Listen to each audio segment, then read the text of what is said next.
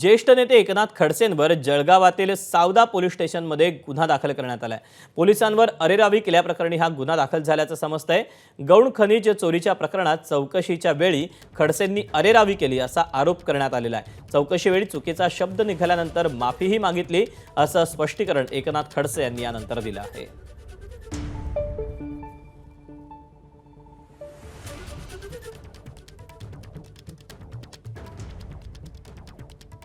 यांनी इतके दिवस हा गुन्ह्याचा तपास केला नाही, पण गुन्हाचा FIR घेण्यात टाळाटाळ केली।